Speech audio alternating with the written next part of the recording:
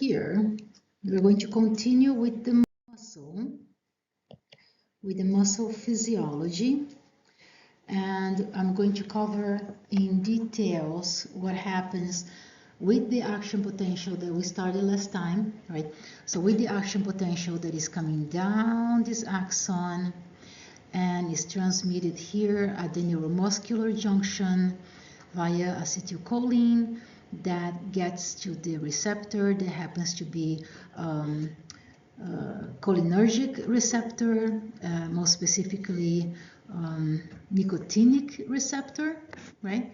Means that nicotine can also activate those receptors, right? So this guy here is a ligand activated channel, or also known here as chemically activated channel, right? So you need 2 molecules of acetylcholine to open up that channel, and that is a sodium channel. So now you're going to allow an influx of sodium into your muscle cell, and that influx of sodium is going to cause depolarization of your muscle cell, and that is going to cause something to happen at your sarcoplasmic reticulum, and the sarcoplasmic reticulum is going to release calcium. So you have to be very familiar and comfortable with all these steps and all of this process that is happening for activation of muscle contraction. Okay. Let me show my phones. Okay. Okay. So here it is showing that when your electrical signal comes down here, you remember what is this channel over here? Voltage gated calcium channel right here at the end of your axon, right? So that voltage gated calcium channel allows calcium in. Calcium binds to V snare at your vesicle. B snare interacts with the T snare, something like that here. At your membrane, you get fusion of the particles, release of acetylcholine. And now when these sodium channels open, you're going to cause influx of sodium, and that's going to depolarize the membrane. And this is going to initiate your muscle action potential, right? So here comes your first question. And put here a confidence level on. Okay, anytime now. There we go. So here, at the neuromuscular junction, the muscle contraction initiation event is what? What is the first thing that's going to happen for you to start thinking about contracting the muscle?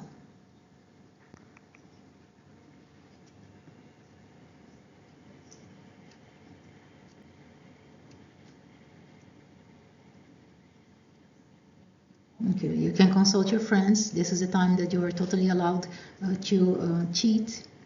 We call that consultation. Right?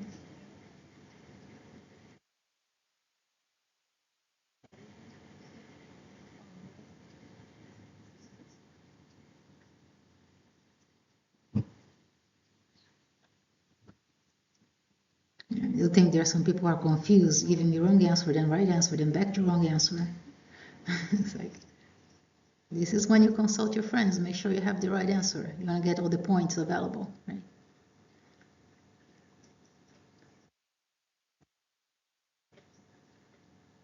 Does anybody need more time? No, everybody answered something. Oh, you're just in time to get your point. Get it quickly. Just put in any number. 1 point is better than 0.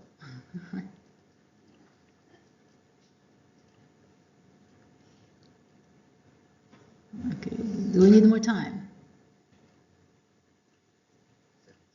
No. So what is your answer here? C. That's the first thing that is happening. Okay. So first thing that's going to happen, you're going to bind acetylcholine to your membrane receptor at the sarcolemma, and that is your plasma membrane of your muscle fiber. Okay. All right, so here we're going to start with the generation of that action potential. And yes, you have to know everything about the action potential. The main reason is because we're not going to have time to cover a lot of this stuff when we get to the nervous system. And hopefully we're going to get to the nervous system, right? Because you need that for A&P1. All right, so everything about action potential, you got to know it, okay? So first thing is going to happen, you have depolarization of the membrane. And how did you get polarization in the first place? Sodium-potassium pump. Remember? 3 sodiums out, 2 potassiums in. That's how you get that's how you get polarization. Okay, the polarization. Okay, polarization of this. Now, depolarization is when you start by opening the sodium channel. Okay, so what's going to happen here? Once you start your initial depolarization, because of the ligand-gated channel, ligand, what is a ligand? Acetylcholine. So you start the wave of depolarization. Now, down the membrane of your fiber, you're going to have voltage-sensitive sodium channels. So these channels here, that's a transmembrane protein, it is going to feel this change in the voltage that is inside of the cell. So inside of the cell was more negative. Once you depolarize it, it becomes more positive. This channel here is going to feel the shock and is going to open. When it opens, the sodium that is at more concentration outside of the cell, that is going to rush to the inside of the cell. And here is when you have to start keeping track of your voltage in the inside of the membrane. Okay, so here is when you're going to draw your voltage. And so voltage in the y-axis, and here is going to be time in your x-axis. Okay, so you start out at a certain negative voltage. Let's see, negative 60 millivolts. Okay, so you're over there, and then you're going to have certain sodium channels that are going to open, right? So once the sodium channel open, you are going to increase the voltage inside of this cell. So it's going to go from less positive to more positive. So it's going to go from negative to positive. This increasing of the voltage has to do with the entrance of sodium. Okay, so sodium floods to the inside of the cell. Your voltage shoots up right here and keeps on shooting up until you reach around positive 30 millivolts. This is not drawn to scale. Okay, so imagine. So positive 30 millivolts. At that point, your sodium channels that are voltage sensitive, they are going to change conformation to allow the plug to plug the channel from the inside. So at around positive 30, your sodium channel is going to inactivate. So no more sodium current, okay? Now what is going to happen is that your potassium channels are going to open, okay? When your potassium channels open, you are going to have what? What's going to happen to potassium? It goes out. So you have more potassium inside of the cell. So that potassium is going to go out of the cell. And those are positive charges. If you have positive charges leaving the inside of the cell is going to become more negative. So this is when your voltage is going to drop. It's going to go past your resting membrane potential. Because at this time, your sodium channels are inactivated. Okay? When the sodium channels are inactivated, you cannot allow any sodium into the cell. Okay? So sodium channels are inactivated, just your potassium is rushing out, and the voltage goes down past your resting membrane potential. then you are going to start equilibrating your resting membrane potential by allowing sodium potassium pump to work. Okay, so this is going to bring again your membrane potential back to resting potential. Okay, so here several things are happening that are interesting. So your depolarization is caused by opening of your sodium channel. Up here your sodium channel gets clogged, so it's inactivated. And here's when you open your potassium channel. Now down to this side here at when it reaches more of a negative potential, membrane potential, here is where you're going to have the inactivation of your sodium channel. Okay, it's not that they are going to become active, it's just that going to become not inactive. Okay, so they're going to get back to this closed state but not plugged. Okay, so they are inactive but they are not active but they are not inactivated. Okay, the language gets a bit tricky sometimes, but understand what is happening here. So here it was closed, then it was open, then it was stuck with the ball in the middle, and here the ball came out, but the channel is still closed. Because the channel is only going to open after you reach a certain threshold that is more positive than your resting membrane potential. Okay, everybody got that? Okay, so at this stage over here, you have a certain period of time from the time your sodium channel inactivates until the time that the plug comes out of that sodium channel. You have this period that is equivalent to the time that you cannot send another action potential to the muscle. Okay? So this is absolute refractory period. Okay? So in this type of action potential, it is mainly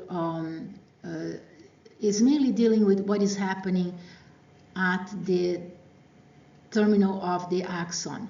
When you look at action potential of the muscle, it's going to be very similar to this, but it's a little bit of difference. But when you're talking about absolute refractory period, you're talking about the period of time in which your sodium channel is inactivated, in which that ball is stuck and working as a plug in that channel. Okay, absolute refractory period. Now, at one point when you don't have that ball stuck in the channel anymore, you are still under your resting membrane potential. But if the ball is not stuck there anymore, if you give enough of an impulse, you can actually send out another action potential. You just have to put more thought into it. Okay? So you have a relative refractory period until you reach your resting membrane potential again. Okay? So you have here the absolute refractory period, and then here you have a relative refractory period, and then you reach your resting potential again. Okay, did everybody understand that? Okay, so what is going to happen here at your absolute refractory period when you try to send another signal from your brain to move your muscle? What's going to happen? Are you going to be able to move the muscle? That's at the relative refractory period. But at the absolute refractory period, what's going to happen? Like nothing. Okay, nothing is going to happen. You're trying to send a signal from your brain to move that muscle, and nothing is going to happen. That's the absolute refractory period. And it's quite a short time, but then time tends to be relative. And I know we are tough on time here because we have a lot to cover, but you want to hear a good story about absolute refractory period? Yeah, you want to laugh a little bit? Yeah. So I'll tell you a story, okay? But whatever is in this up to the end of this PowerPoint is free, fair game for your exam. So if I don't cover something over here because I decided to tell you a good story, I'm gonna put the video and you're gonna be responsible for it. Although the parts when you get to smooth muscle is very much repetition because very close to what's happening with the striated muscle. Okay, all right. So here is what happened, right? So I told you something about the Camino de Santiago before. No, no. Do you know what is the Camino de Santiago? No, okay, so that is a pilgrimage journey that some of us crazy people decide to do when you're so frustrated with life and you can't think of anything better to do. So then you decide to go and hike for about 500 plus miles. The plus are the miles that you get lost, the hike. So what do? I flew to France, and of course nobody wanted to go with me, so I went by myself. And I did the entire Camino de Santiago, like hiked 260 kilometers and rented a bike in Burgos, and then I, cycled for 460 plus miles until Santiago de Compostela. It's awesome. Greatest time of my life when I went by myself. And then what happened? I told my son, that is so tough about the Camino de Santiago. If you want to hear more about it, watch the movie. It's called The Way. Okay, it's with, what's his name? I forgot the name, Martin Sheen, something like that, with his son Esteban something. Okay, The Way is the name of the movie. Right. It's real. Okay, it's real what happens there. So what happens? First day of the Camino, you have to cross the Pyrenees Mountains from France to Spain. If you are in good physical shape, you can do that in about 8 hours. If you live in Florida and you're not used to the altitude, you can do that in about 12 hours.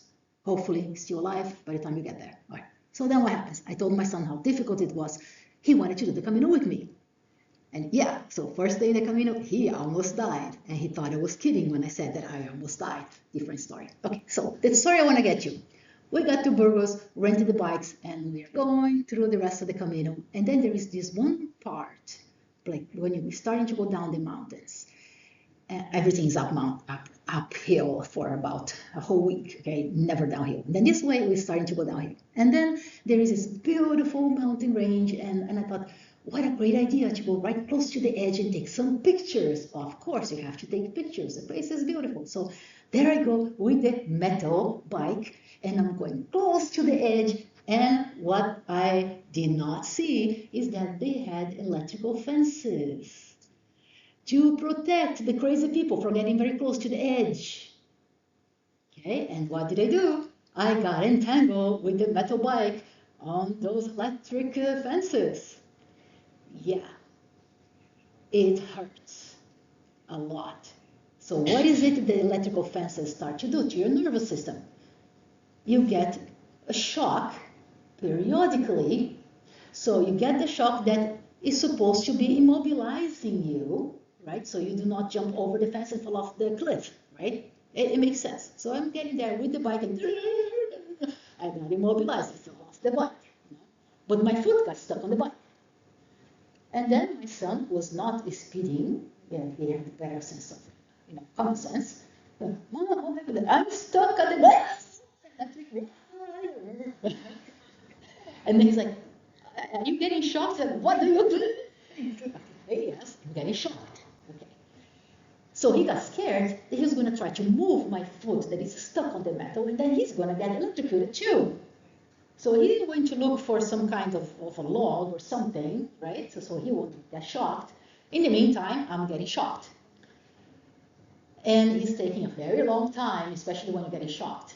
I'm trying to pull my foot, and this is when I really thought about A&P class, about the action potential. Okay, check this out. I'm getting this electrical charge, right? That is doing this initiation of action potential all over my axons that are making connection with my muscles, right? So you get this impulse, everything gets depolarized. Then you have a little break on the shock when your nerves start to get repolarized, but you have this freaking period in which you have absolute refractory period. It means that no matter how hard I try, I cannot send another signal to make my muscles move. You know what that means? That means I could not contract my muscles to try to get my foot out of that fence. Okay? But it is a short period of time in which I was not getting shocked, and I thought that if I think hard enough, I would take my foot out of there. So there I am, thinking as hard as I could, but I'm thinking I am in absolute refractory period. What the hell? Foot is not moving. I'm like, oh, and it's not moving. As soon as I got out of the absolute refractory period, and I was at the relative refractory period that if I think hard enough, I will send an electric impulse, guess what happened? Shock again. I wanted to strangulate the person who thought about that timing. I couldn't move my foot. Okay? And there I am. Oh, I'm starting to move it. Oh, come on. And I was stuck in there, I don't know for how many minutes, until finally some other pilgrims are coming down the path and they see me getting electrocuted. And they see my son is still looking for that log. So these two guys come towards me, you know, and they're like, oh, are you getting shocked? Like, again, the question, I mean, how obvious is this? So one guy comes along and he's telling the other one, I'm going to start pulling her. When I get shocked, you get in and pull the rest of her. At least they have a plan. So that guy got to my shoulders and is pulling her, pull my leg, then shock again. He gets numb and drops to the floor. And the other guy comes along and pulls me out of there. Thank goodness. I really don't know how long I was stuck in there. Most likely less than 5 minutes. It felt like forever. Time is relative. Okay? But that was a great example of absolute refractory period in which it doesn't matter how hard you think, you're not going to be able to contract those muscles again, right? And I think that's what happens when you get tased. You know, you got tased? No.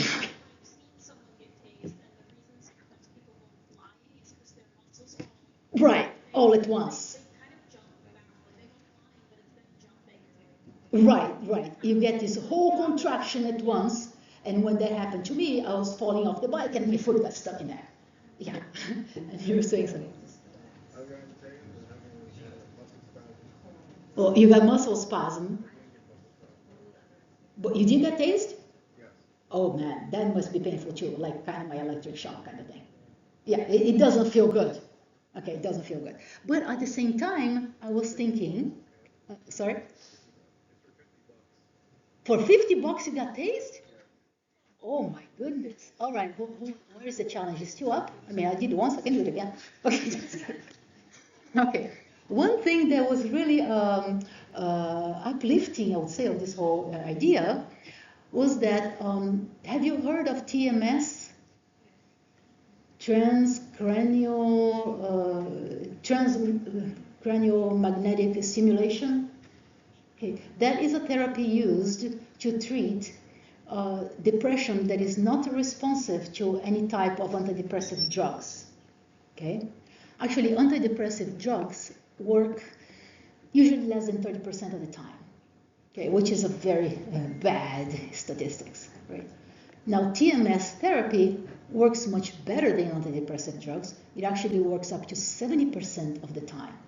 I would prefer TMS instead of taking drugs for depression. Okay? So what is TMS? They map some areas in your brain, they put some electrodes in your head, okay, on your head, and they shock you periodically for a certain period of time. I don't know how many buzzes of shocks you get to the head. It feels like a woodpecker is sending shock waves to your brain, like it's kind of like disturbing. But after a while, you get used to it. Yes, I did TMS a couple of times. Yeah.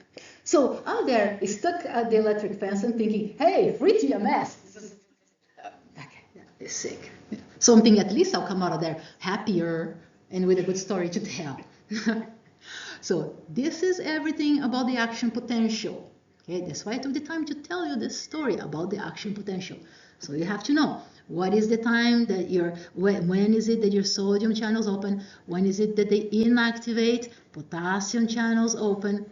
Here is the inactivation, and then back to resting membrane potential. Okay, am I going to ask you something about this action potential on the test? Yes, absolutely. You got to know it. And then it gets more complicated. Okay. All right, so here, everything here about the action potential. And then here we got to your muscle, all right? Here I talk about this, repolarization, refractory period. Remember, I also added here the absolute refractory period, right? Absolute refractory period is when your sodium channel is inactivated, right? I'm not sure if I had added here to the slides, but make sure you know about the absolutely refractory period. Absolute, okay. Then this and that. All right, so here is when you start looking at your muscle action potential. Okay, so that one that you go to absolute refractory period, that's your nerve. So here you get to the muscle. The action potential is similar to your nerve action potential with a bit of a difference. So here at first you are at resting period, in a resting potential, sodium channels will open when they get depolarized after your ligand-gated channel had opened. So these guys here are going to be your voltage-gated channels, right? Voltage-gated channels. They open, they get inactivated, and here you have your potassium channels that open and you get repolarization, and then your potassium channels will close and you get back to resting potential. So your muscle is a bit simpler when you compare it to the nerve. That's like the muscle fiber. All right, so what is happening here at the muscle fiber? You are going to have this thing that is called excitation and contraction coupling. Okay, excitation and contraction coupling. So what is going to go on in here? You are going to have, remember this triad over here that you have indentation of the T tube here down the membrane, right? And that is very close to your sarcomere connection. So when the action potential travels from the synaptic cleft all the way to the membrane and down this membrane here, you are going to have down this T tubule, you're going to have voltage sensitive proteins that are going to be connected to your sarcoplasmic reticulum, and they are going to stimulate release of calcium from the sarcoplasmic reticulum. Okay, so action potential is going to be coupled to release of calcium from your sarcoplasmic reticulum. Action potential is at your membrane, and calcium is on the calcium channel is on the sarcoplasmic reticulum. And once you release calcium, that is going to allow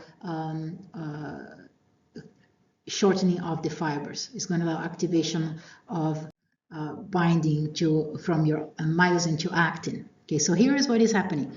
Action potential is coming down the tube, down the tubule, and this is going to release the calcium to the cytoplasm. And then calcium, in this part here is your terminal cisterna, okay? So calcium is going to go in the cytoplasm and is going to bind to troponin. It's going to change the conformation of troponin, and it's going to push tropomyosin away from your myosin binding site. Okay, so a lot is happening here.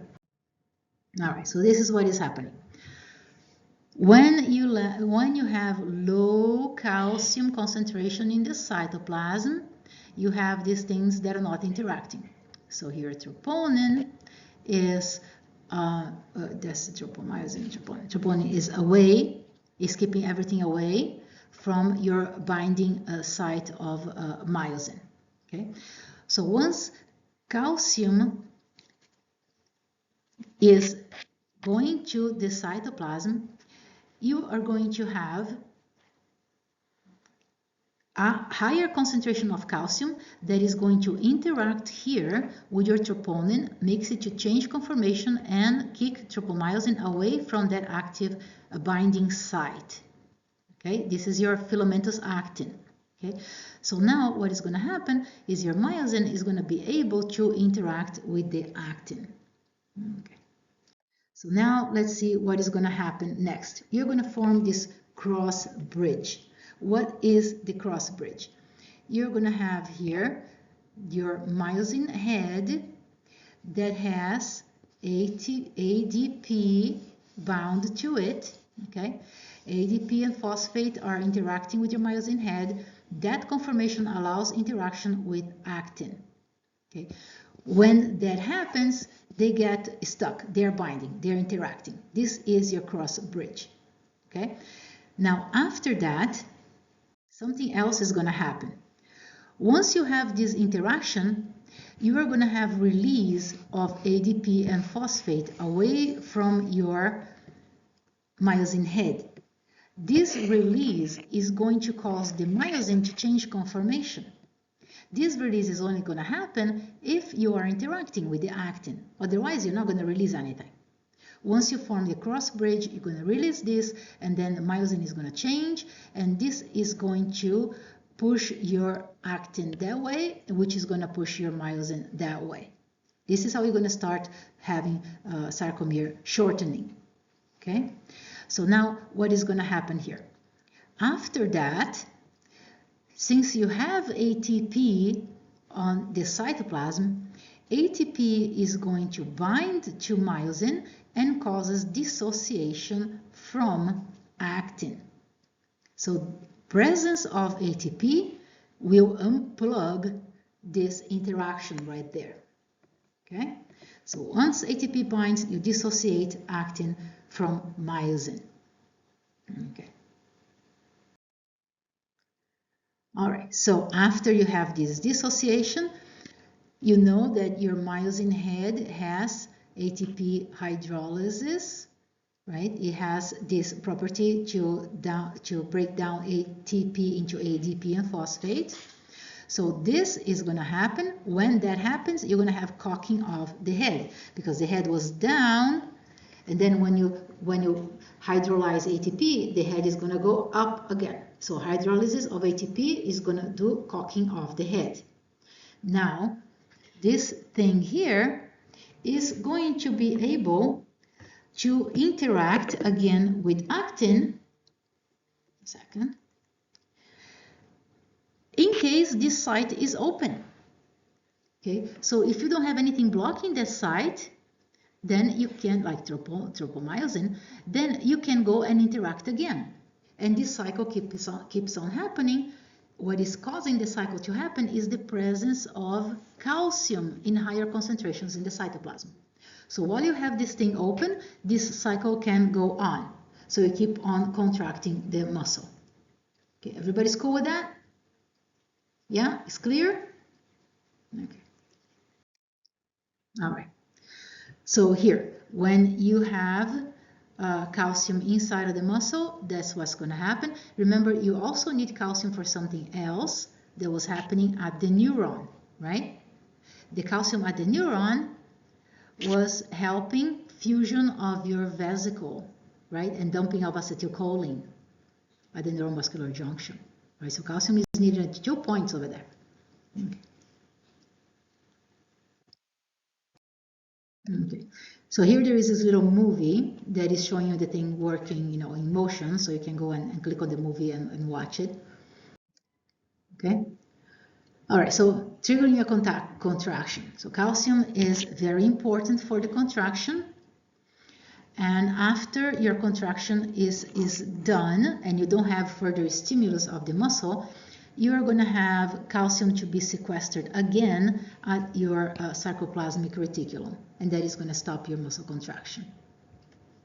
Okay. All right, so here are some cool drugs to know, and they affect this system. First one on the line here is your botulinum toxin, also known as Botox. So Botox is coming from a certain bacteria that is called Clostridium botulinum. Okay, let's try to say that 5 times quickly. Like Clostridium botulinum toxin. Okay. Now what happens? This toxin is very, very potent. Okay, so you need just a little bit to block the exocytosis of acetylcholine vesicles from your nerve at the neuromuscular junction. So you're paralyzing your muscle by not allowing acetylcholine to get there. So you get what is called a flaccid paralysis. And how is that useful? Like when you don't want to develop wrinkles, right? So in certain areas, like in your forehead, you go to this, some places for beauty, and you get a bit of injection of botulinum toxin from a licensed clinician, right? And then you are temporarily paralyzing those muscles, so you do not do like this very often, not to get wrinkles. This is also useful in case you get attention migraines. So in this case, in the back of your head, you get some of this botulinum toxin to relax some muscles, so you don't keep on pulling on certain, arteries or nerves, and that helps with controlling migraine symptoms. But this thing is very dangerous to work with if you don't know what you're doing. Okay, you can cause certain paralysis and can be dangerous. So got to be careful with that. Okay, so Botox. All right. And then you have some other drugs like nicotine. That is going to stimulate your acetylcholine receptors. So nicotine is an analog of acetylcholine. Okay, that's why those are called nicotinic cholinergic receptors. Okay, so nicotine is exciting, a little bit exciting for your muscles. All right.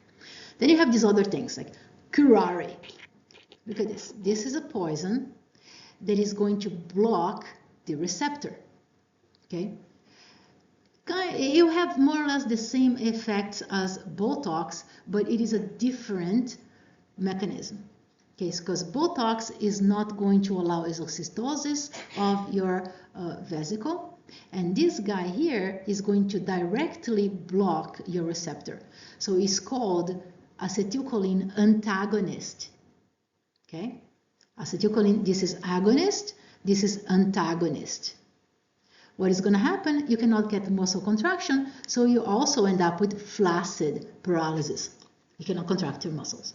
Okay. Then on the other hand, if you have poisons there like sarin, you know what sarin? Chemical warfare? That's gas, yeah. What is that? Poisonous gas, yeah. So sarin, what it's going to do is going to block this guy here, that is the enzyme, cholinesterase, acetylcholinesterase. What is cholinesterase doing? Yeah.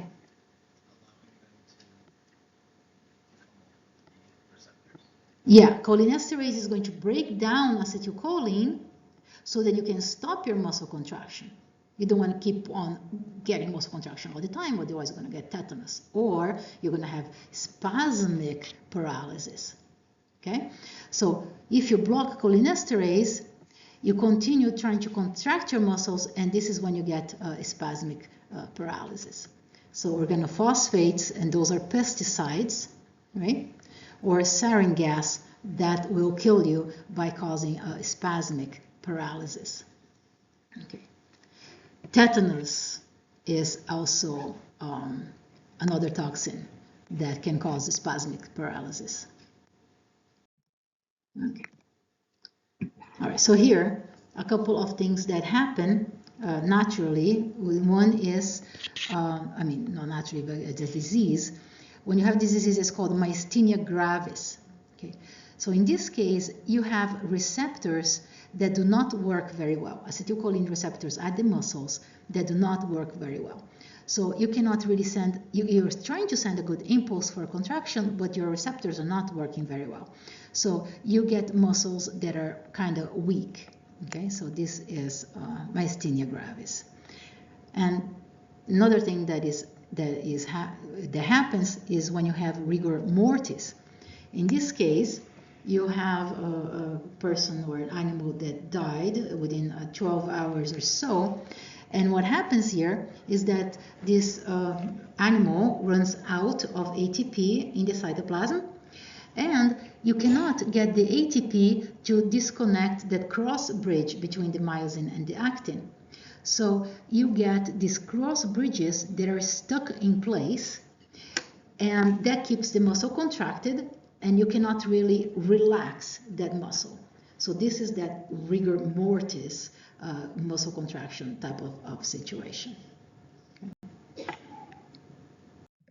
Then after a while, of course, you're going to have decay of that bridge, and then the muscles are going to go down, be flaccid again. But in this case of rigor mortis, then you have that situation. And here is another question related to that.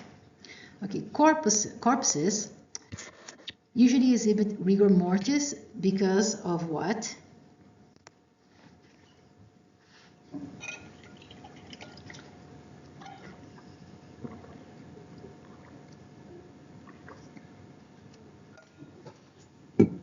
I just gave you the answer.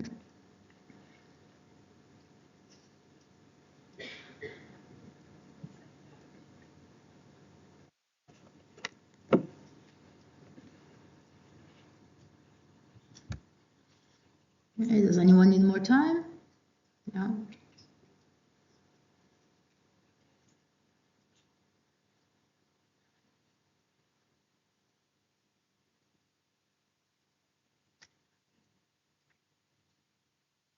Right, got it? Everybody, anybody else needs more time?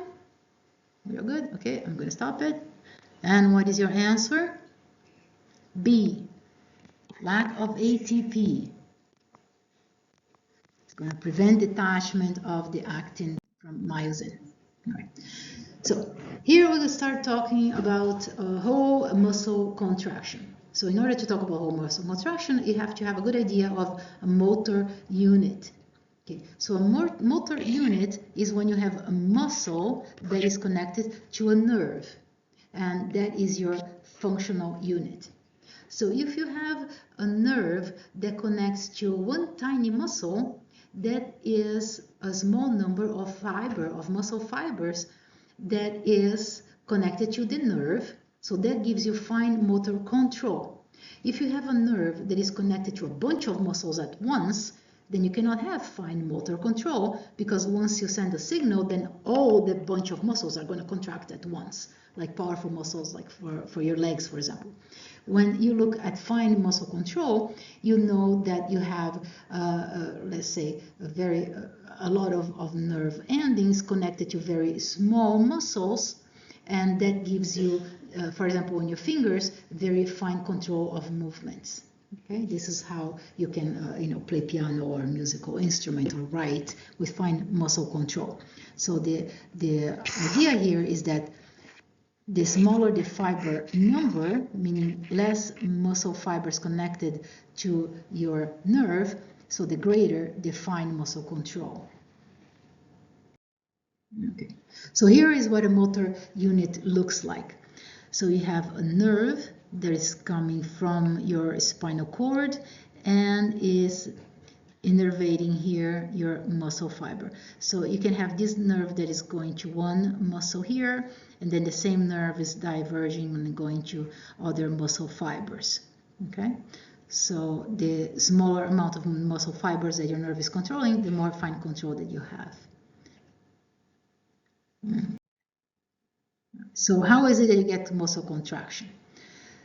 So first, when you start thinking about contracting the muscle, the smallest number of muscle fibers that are going to get recruited, okay, so a little bit of impulse, so a smaller number of muscle fibers get contracted. If you send bigger impulse, you're going to contract more muscle fibers. If you send out a bigger yet impulse, you're going to contract more muscle fibers at once. Okay, and the way that the large bulk of muscle fibers is contracting is by this timing that is called asynchronously, meaning that not all the fibers are going to contract at once. You have some fibers contracting now, you keep on sending the signal, these fibers relax and other fibers pick up, but your muscle keeps the muscle tone. Okay? Okay. This way of contracting and relaxing some fibers alternatively really helps to prevent fatigue, so muscle pain and lack and flaccid muscles. Okay. Oh, okay, here another question. Bunch of questions today. A muscle contraction increases in strength up to a point because of what? One possible answer is stronger stimuli inhibit motor unit. That doesn't make sense. Recruitment occurs and more motor units respond to stronger stimuli. Yeah, like that. More calcium is available at the cytoplasm. Okay. Additional neurons begin stimulating each muscle fiber. Which one is the best answer here?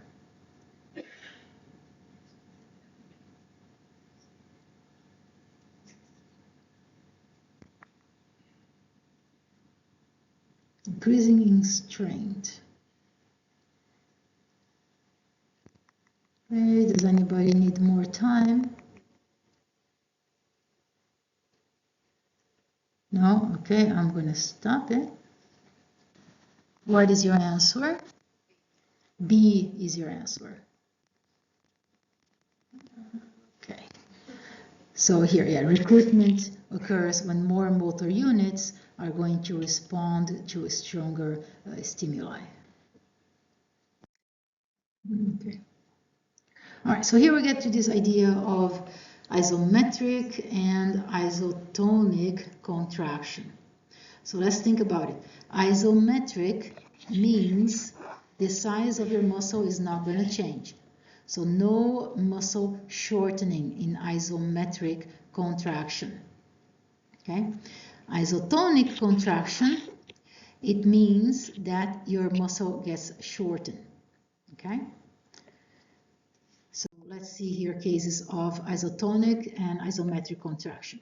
Okay, so here in isotonic contraction, your muscle is going to change in length. Okay, so either you're going to pull something towards you, so that in case you're going to have muscle shortening, or if you're holding something and you're going to put it on the table, you also have isotonic contraction, but in this case, it's going to be eccentric type of contraction. So you have concentric contraction, muscle shorten, eccentric contraction, muscle lengthens, and you're still having the muscle contraction. Okay. So that's your isotonic. When you talk about isometric contraction, your muscle length is not changing, but you are trying to, you are stimulating the muscle. You are contracting the muscle, but the load is bigger than what you can pull contracting that muscle. Okay, so your muscle length does not change in isometric contraction. Oh, here's another question. Told you, lots of points today. Okay, so isometric contractions. When is it that is going on here? When your muscle is not changing in size.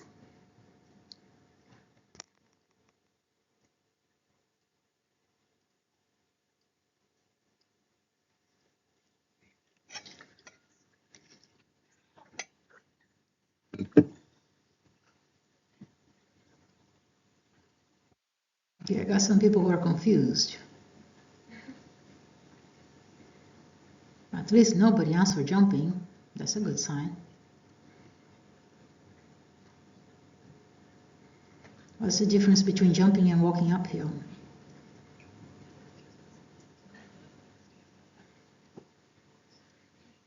Does anybody need more time? No? Okay, I'm going to stop it. And what is your answer? D. When you're maintaining the upright posture, you are having isometric contractions. All right, so Howard, this is a fun one. Source of energy for your muscle contractions. Okay? You are going to need ATP, right? But then if you're just going to think about the ATP that you're storing in your muscle, that energy is going to be given up very, very quickly. Like using your stored energy of ATP will give you enough energy for about 4 seconds of contractions. That's not very useful, right? Oh, it's 4 seconds, okay? So you need to generate more ATP, like all the time. Okay, so you need to convert the ADP back into ATP, like somehow, okay? So what is going to happen here? You have several options. The first option that is happening at the muscle is to use another type of high energy molecule called creatine phosphate to donate the phosphate group to ADP and make ATP. Okay, so this is the first option. Your storage of creatine phosphate, that's a quick form of energy to replenish your ATP, like molecularly right there at the spot. Okay. Another way, you can use glycolysis that is going to give you some ATP, right, just by burning up sugar molecules. And this is an anaerobic pathway.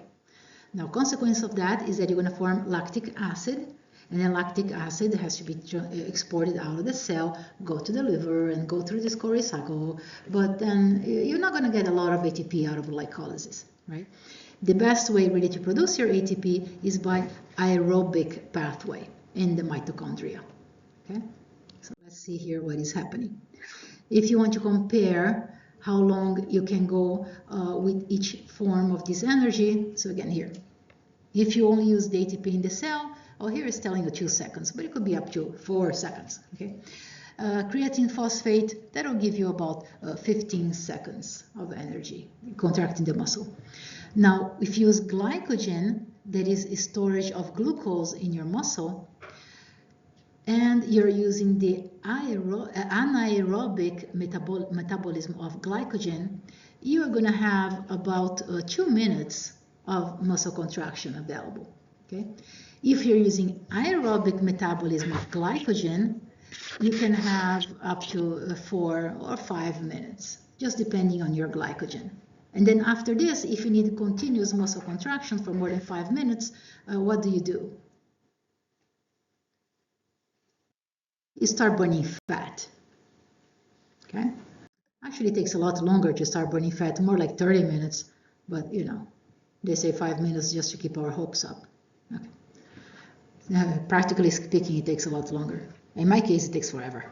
Okay, so here, what are the sources for ATP? So here is your first example on a direct phosphorylation. Okay, so this is called substrate level phosphorylation.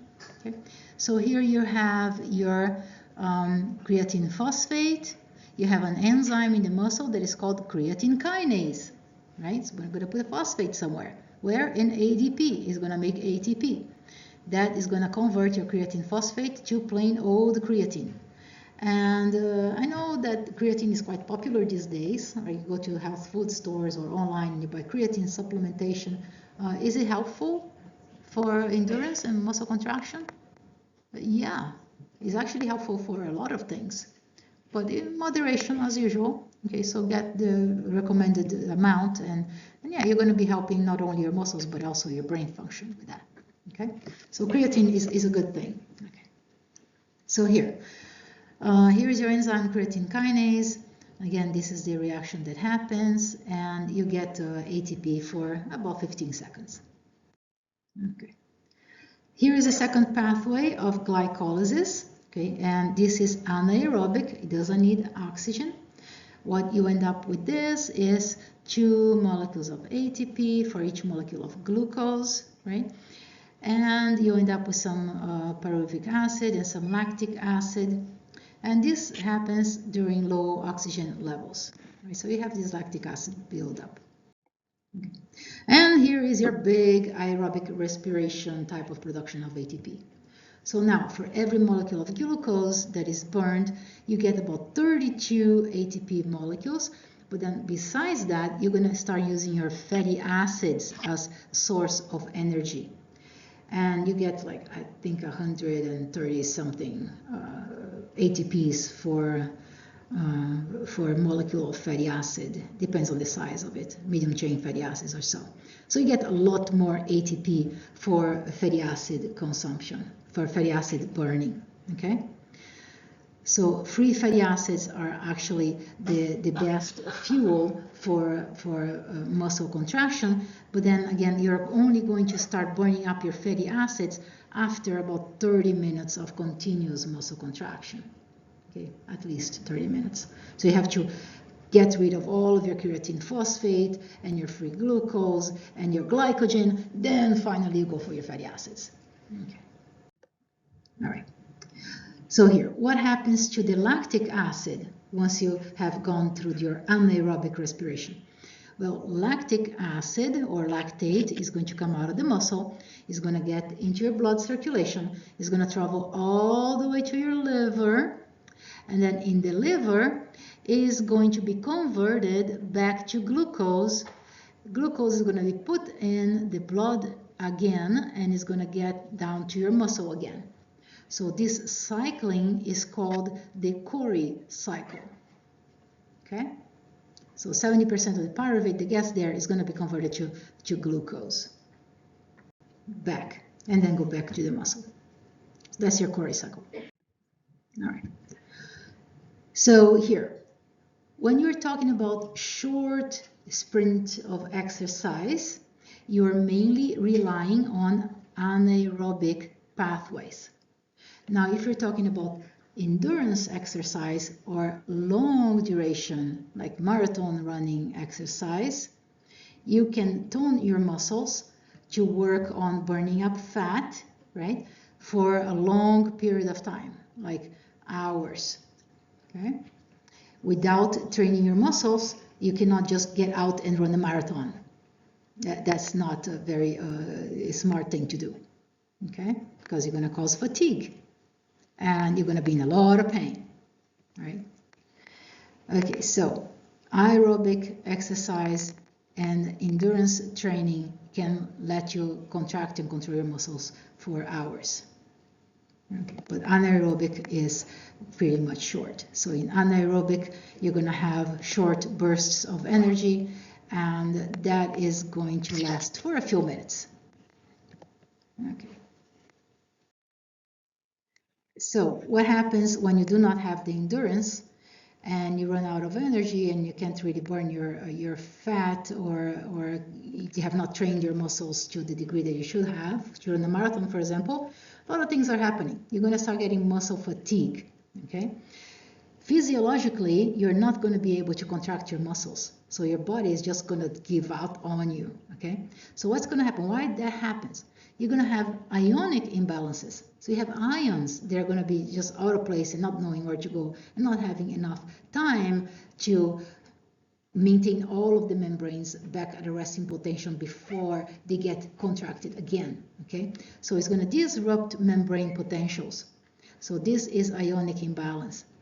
Besides, you're going to have a lot of inorganic phosphates that are coming out of the, have come out of the creatine phosphate and also from ATP breakdown, and that can interfere with release of calcium from your sarcoplasmic reticulum, and that can interfere with control of muscle contraction. And then besides all that, when you have decreased levels of ATP, you're going to increase levels of magnesium, and that can also interfere with your action potential at the muscle, okay?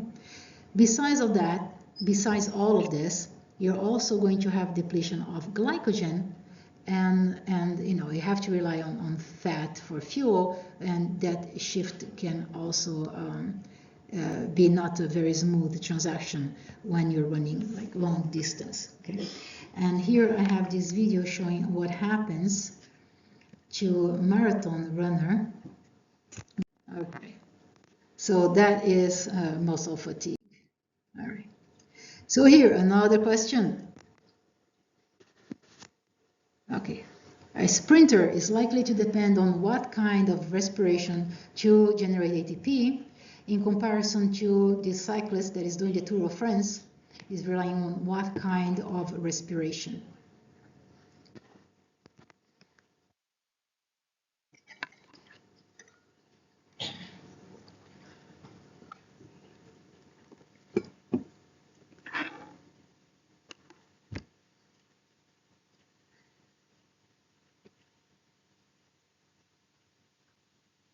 Okay, it's not D.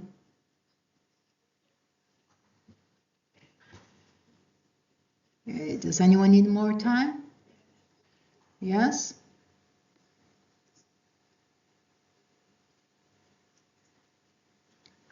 Everybody answered? All right, I'm going to stop it. What is your answer? A. A. Come on, hurry. A. Okay. So after you're done exercising, now hopefully the poor girl is going to go into this recovery period, right? In many levels. So what is happening during the recovery period? Well, you have to give time for your muscles to get back into their shape. You are still breathing heavily, so you have to replenish your myoglobin at the muscle, with the oxygen, right? You have to get rid of the lactic acid. You have to allow it to undergo the Cori cycle, right? And you have to replenish your glycogen stores at the muscle, right? So that has to be recomposed as well. And again, you have to also replenish your creatine phosphate. So all this stuff has to get back into place. So when you are recovering, you're going through this oxygen debt. That is what it was used to be called, and now you call it excess post-exercise oxygen consumption, or EPOC. Okay, so this is your recovery period. All right. So types of exercise. And yes, I do know this guy. Okay, his name is Lucas, and he was the 1918 Mr. Universe winner. Okay, with the guy. What is the name of the guy? Schwarzenegger guy, right? Huh? Mr. No, he was actually Mr. Universe. I think that's what they call it. Yeah. And that's his little daughter, that she's also building her muscles. Cutest thing. Right, he has 2 daughters now. All right, so what happens here?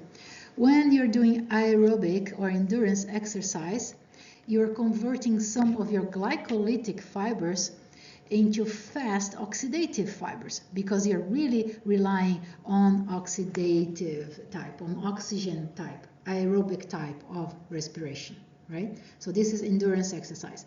When you're doing resistance training, what you're going to do, you're going to convert some of your fast oxidative fibers, you're going to convert them into glycolytic fibers. And this is how you can build up muscle.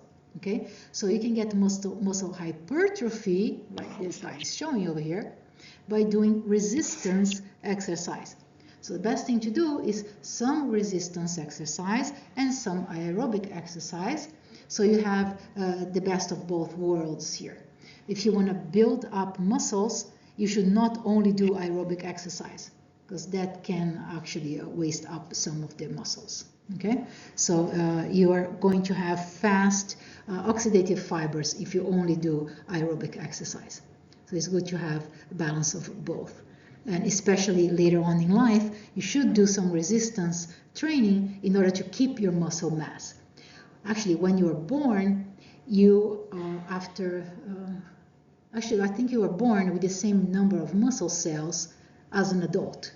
So you're not going to increase your number of muscle cells, but you can increase their size.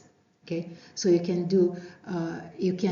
really do this hypertrophy of muscle cells to build up fibers within the same muscle cells.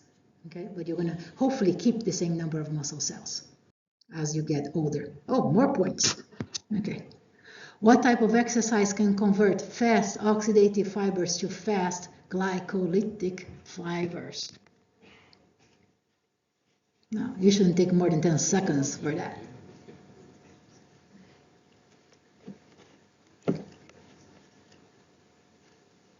Okay, I'm going to stop it at 30 seconds. Make sure you get your points.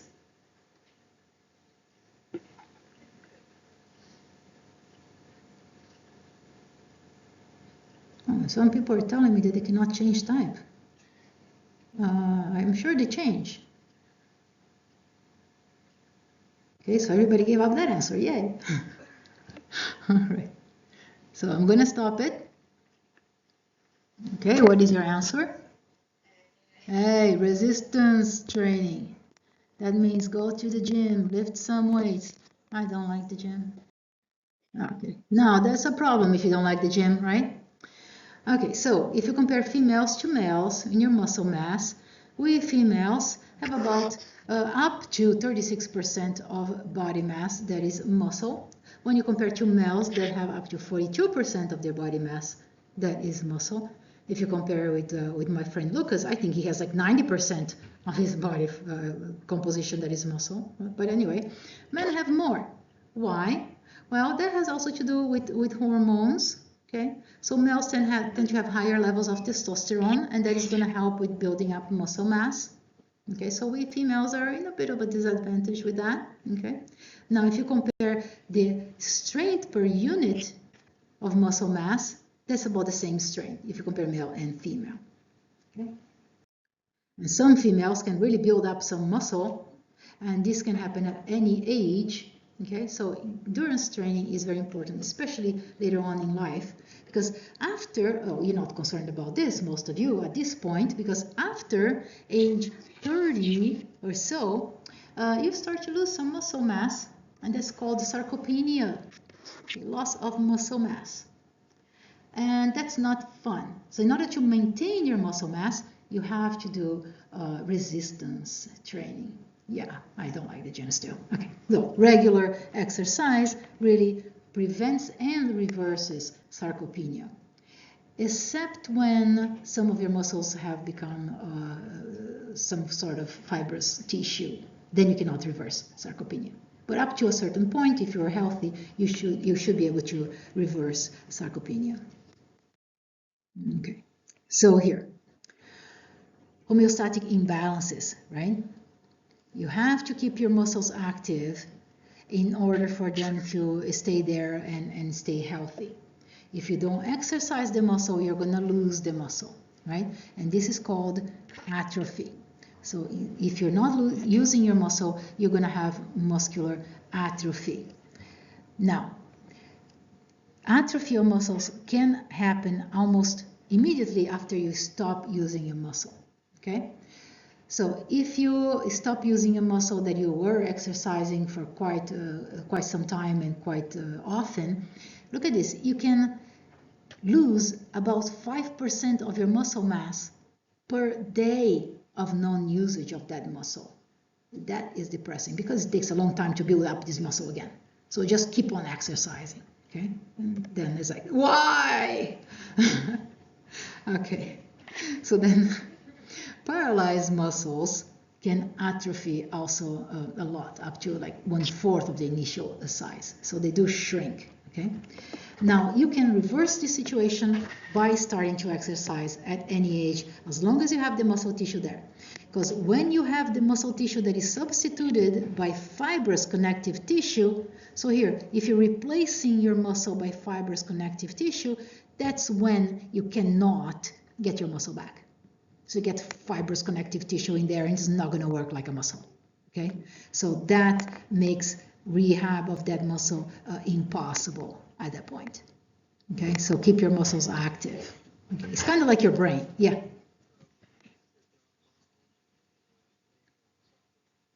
If you have fibrous connective tissue that substituted your muscle, you cannot get your muscle back. Yeah, that's definitive. Okay, but you have to avoid that situation just by keep on using your muscles. Yeah.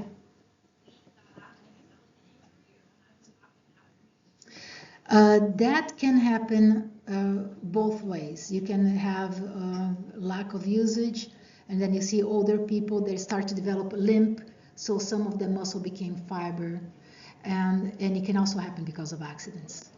Yeah. So many things can go wrong, and just trying to preserve your muscle function is already a lot of work. Yeah. Okay, so I'm going to stop here because I see already people getting ready to go. And this part of smooth muscle, okay, that you have to know for the test is where you find your smooth muscle. All right, so let's pay attention. Okay, where you find your smooth muscle, mainly on hollow organs. You have here mnemonic that says stove, that is going to help you to find your smooth muscle. So skin, tracts, organs that are hollow, vessels, that means your arteries and veins, and iris of your eyes. Okay, and Your smooth muscle is going to look like a football, okay? And the rest is going to be very similar to your skeletal muscle. So the rest I'm going to put in the video. Make sure you watch the video because everything on this PowerPoint is fair game for the test. Okay? Everybody got it? All right.